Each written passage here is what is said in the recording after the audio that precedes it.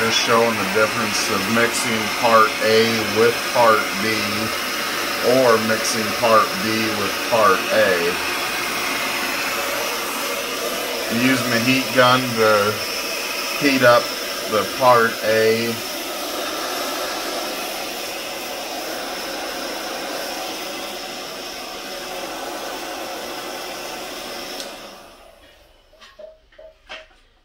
Now for this first one, I'll mix the part B into the part A, and we'll stir that up.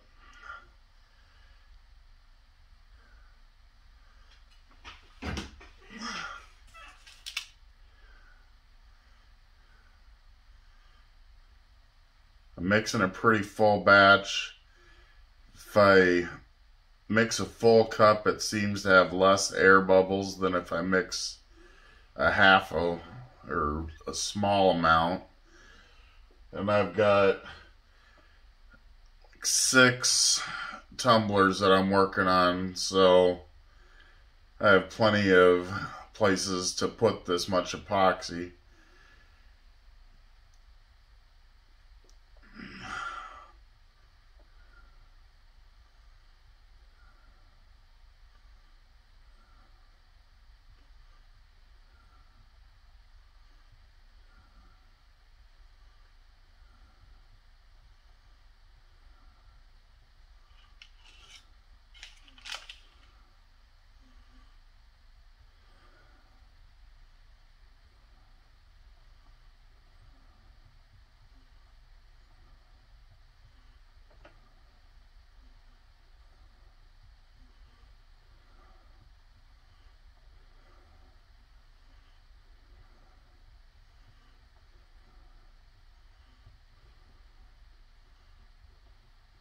Sorry, my hands are in the way, but I can't really mix it without being in the way.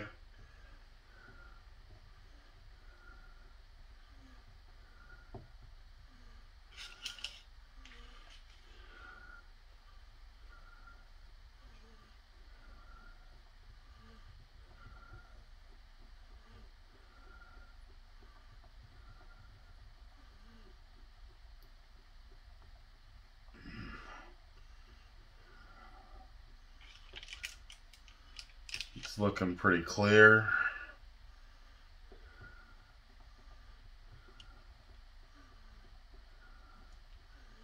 I'm not being real careful. I'm mixing pretty fast.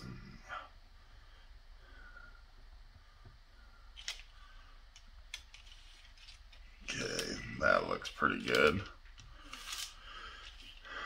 Now for the second one, I'm going to use the heat gun a little more.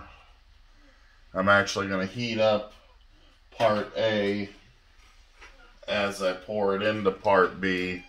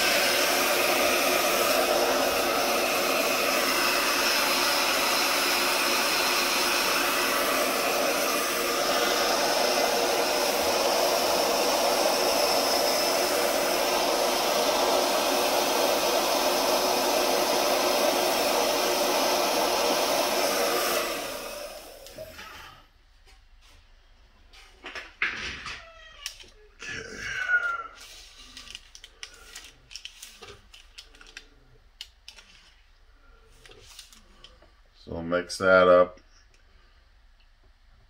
I'm sure you can't see on camera, but it is a lot thinner when you do it this way. It mixes a lot easier. It almost starts to mix as you're pouring it in by itself.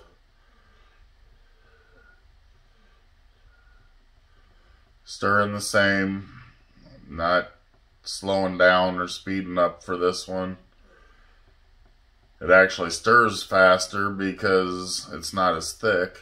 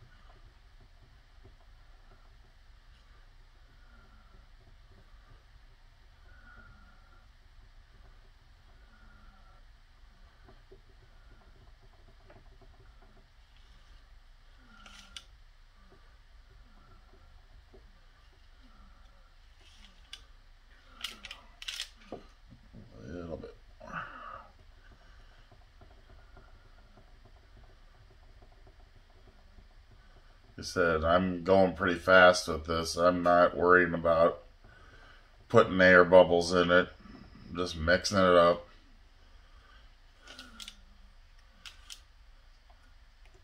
Now, as you can see, the one that I mixed the heated part A into the part B has very little air bubbles. When I mix the opposite way, it has a lot more air bubbles in it.